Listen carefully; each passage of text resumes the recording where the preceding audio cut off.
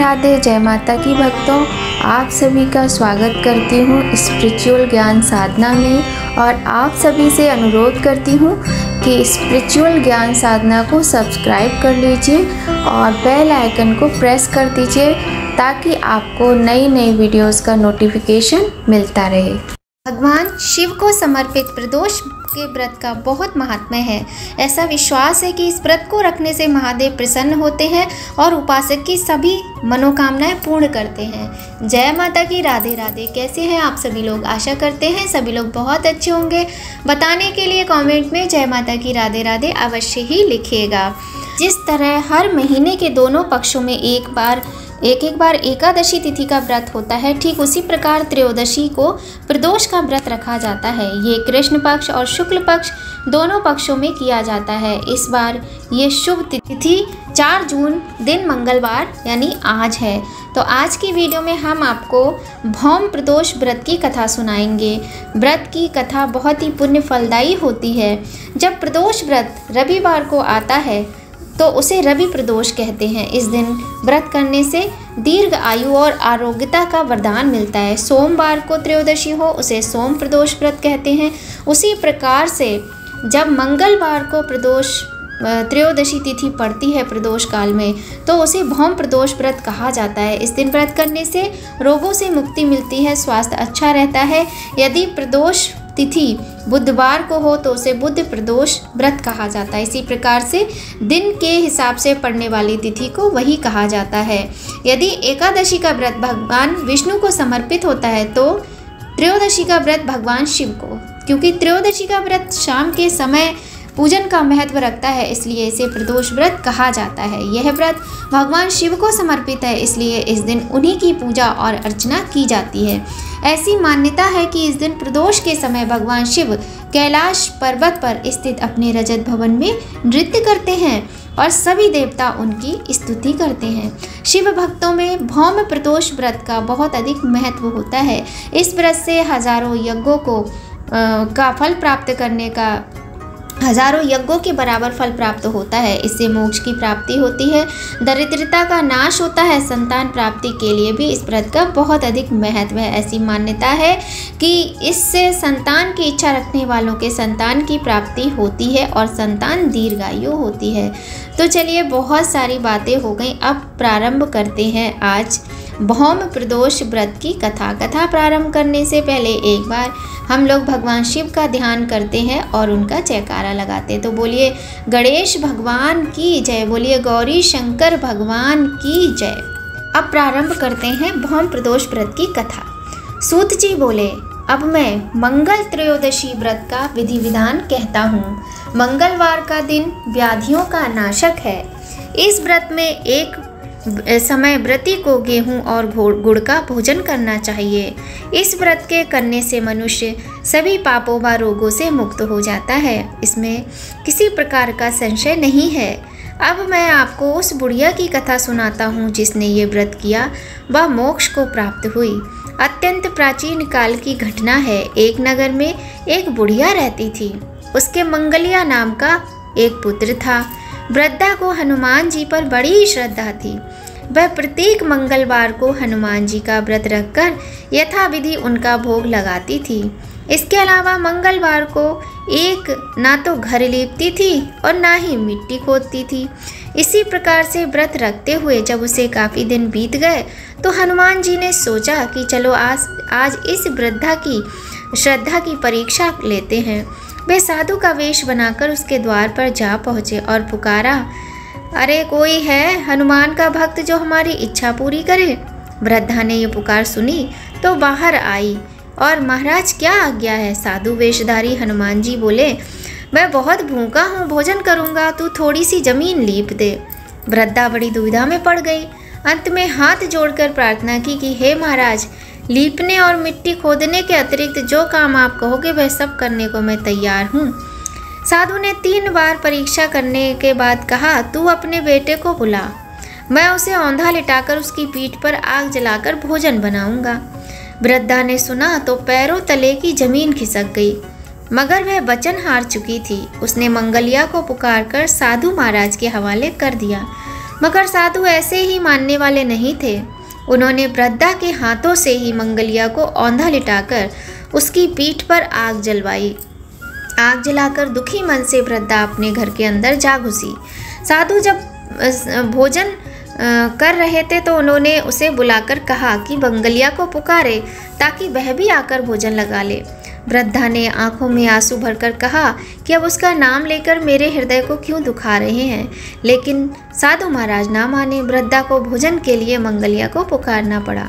पुकारने की देर थी कि मंगलिया बाहर से हंसता हुआ घर में दौड़ा आया। मंगलिया को जीता जागता देखकर वृद्धा को सुखद आश्चर्य हुआ। वह साधु महाराज के चरणों में गिर पड़ी। साधु महाराज ने उन्हें अपने असली रूप के दर्शन दिए। हनुमान जी को अपने आंगन में देखकर वृद्धा को लगा कि जीवन सफल हो गया। तो इस प्रकार से यहीं पर समाप्त होती है भौम प्रदोष व्रत की कथा। अब हम आपको प्रदोष व्रत कथा सुनाते हैं। तो चलिए प्रारंभ करते हैं प्रदोष व्रत कथा। बोलिए गणेश भगवान की जय, बोलिए गौरी शंकर भगवान की जय। सूत जी बोले, अब मैं आपको प्रदोष व्रत की कथा सुनाता हूँ। कथा के अनुसार एक नगर में एक ब्राह्मणी रहती थी। उनके पति का स्वर्गवास हो गया था। अब उनका कोई आश्रयदाता नहीं था, इसलिए प्रातः होते ही वह अपने पुत्र के साथ भीख मांगने निकल पड़ती थी। भिक्षाटन से ही वह स्वयं अपने पुत्र का पेट पालती थी। एक दिन ब्राह्मणी घर लौट रही थी तो उन्हें एक लड़का घायल अवस्था में कराता हुआ मिला। ब्राह्मणी दयावश उसे अपने घर ले आई। वह लड़का विदर्भ का राजकुमार था।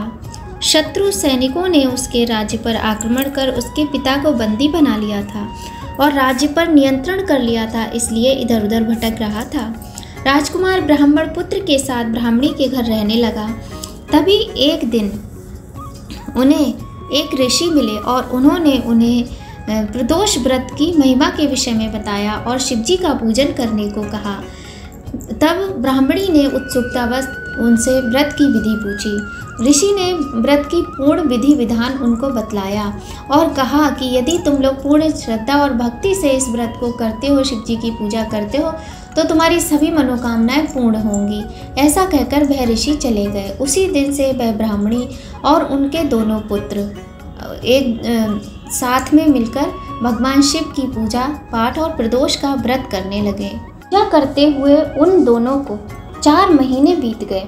एक दिन राजसूत की अनुपस्थिति में शुचिव्रत स्नान करने नदी किनारे चला गया और जल क्रीड़ा करने लगा। संयोग से उसी समय उसे नदी की तलहटी में चमकता हुआ धन का बहुत बड़ा कलश दिखाई पड़ा।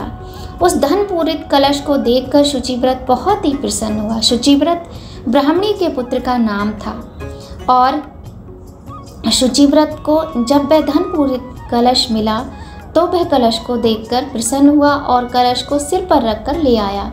कलश को भूमि पर रखकर वह अपनी माता से बोला, हे माता, शिवजी की महिमा तो देखो, भगवान ने इस घड़े के रूप में हमें संपत्ति दे दी है।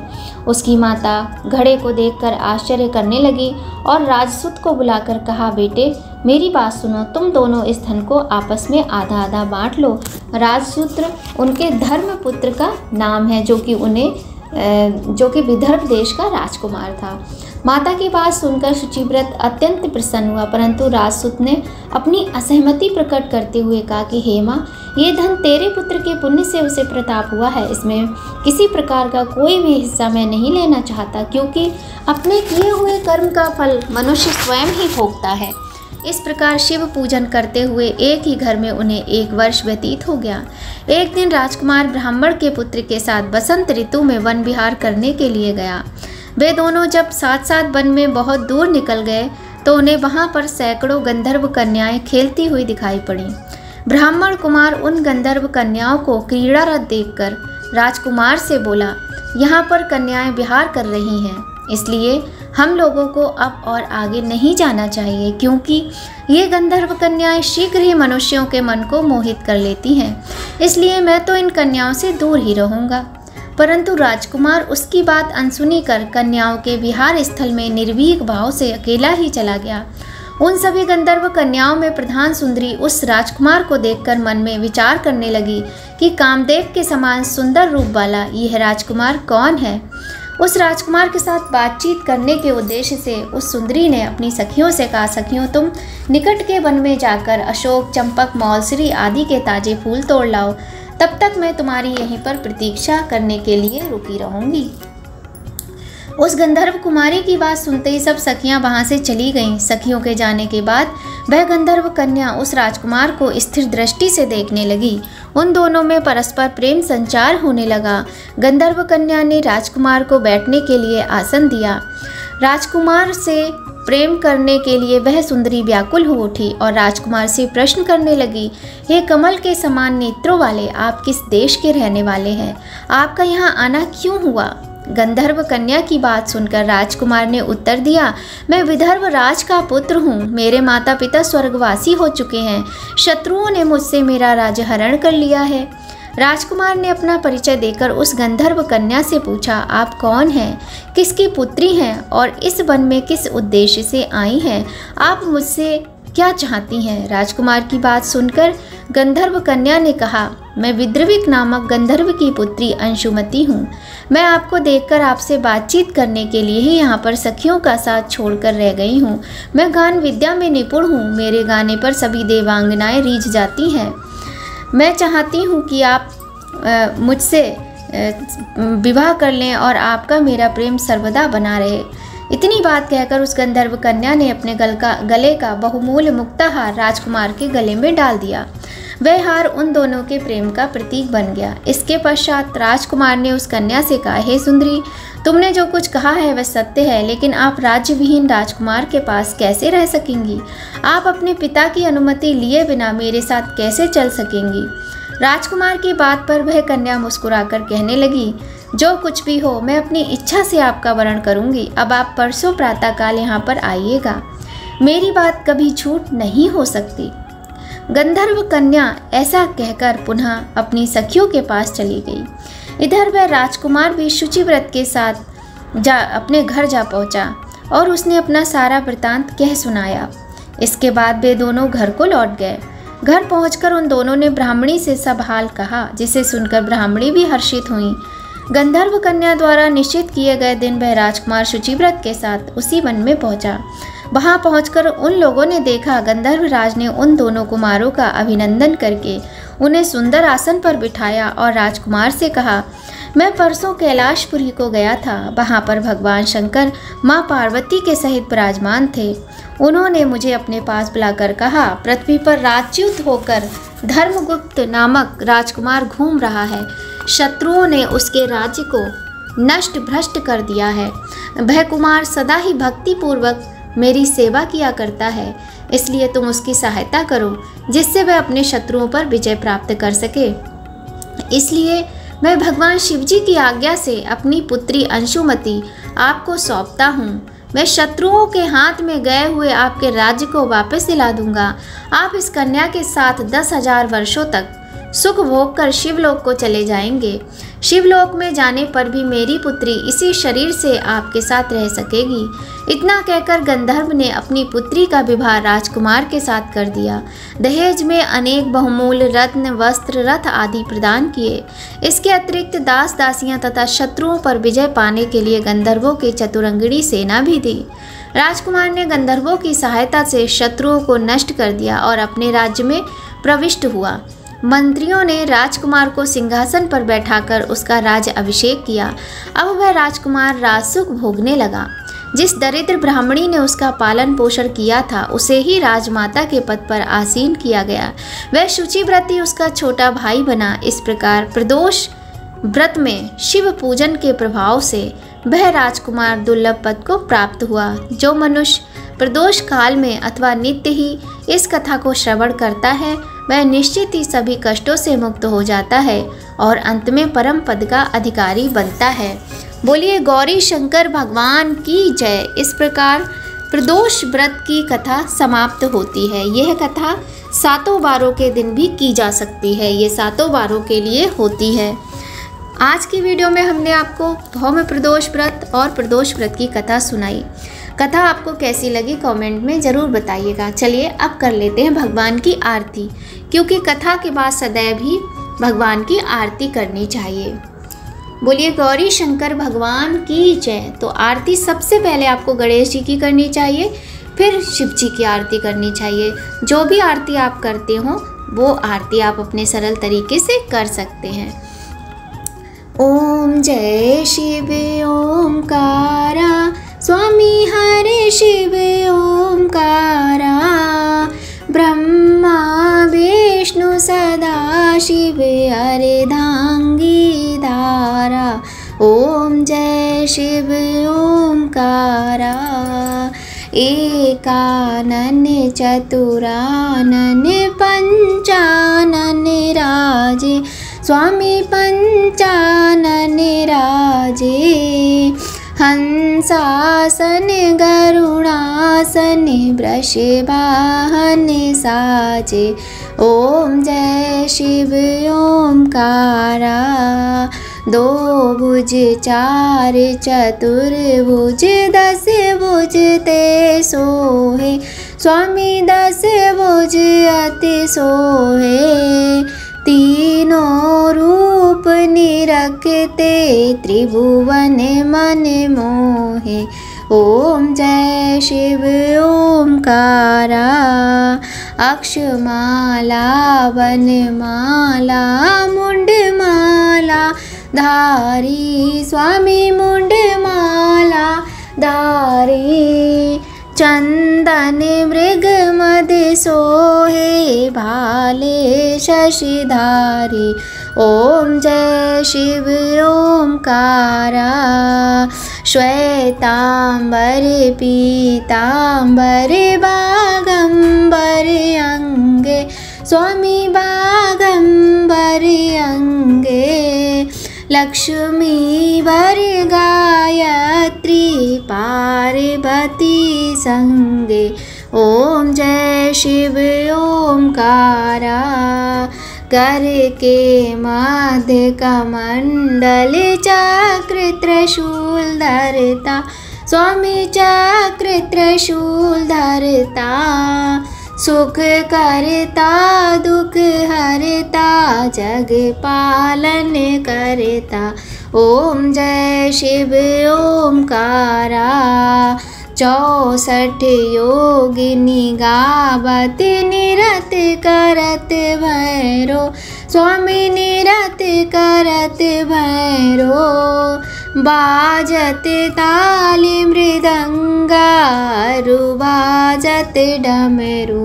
ओम जय शिव ओमकारा, काशी में विश्वनाथ विराजे, नंदी ब्रह्मचारी, स्वामी नंदी ब्रह्मचारी।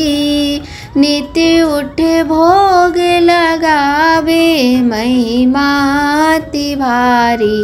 ओम जय शिव ओमकारा, ब्रह्मा विष्णु सदा शिव जानत अविवेका, स्वामी जानत अविवेका।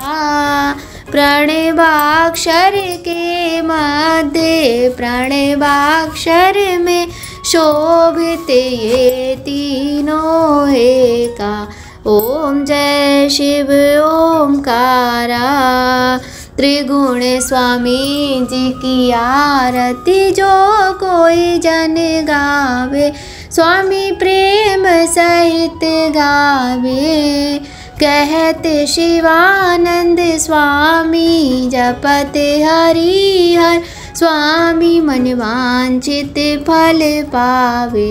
ओम जय शिव ओमकारा, भोला पार्वती का प्यारा, भोला ओढ़े मृग छाला। ओम जय शिव ओमकारा, स्वामी हरि शिव ओमकारा। ब्रह्मा विष्णु सदा शिव अर्धांगी धारा। ओम जय शिव ओमकारा। बोलो गौरी शंकर भगवान की जय, बोलो गणेश जी महाराज की जय। तो इस प्रकार आज की वीडियो में हमने प्रदोष व्रत की कथा का महात्म्य जाना और शिव जी की आरती सुनी। अगर आपको वीडियो थोड़ी भी अच्छी या फिर हेल्पफुल लगे तो एक लाइक अवश्य कीजिएगा। भगवान भोलेनाथ, माँ पार्वती की कृपा आप सभी पर सदा बनी रहे। ऐसी कामना के साथ आज की वीडियो का यहीं पर एंड करते हैं और मिलते हैं आपसे नई जानकारी के साथ नए वीडियो में। तब तक सभी लोग अपना और अपने अपनों का खूब ख्याल रखें, प्रसन्न रहें, स्वस्थ रहें। जय माता की, राधे राधे कमेंट में लिखते रहें। जय माता की, राधे राधे।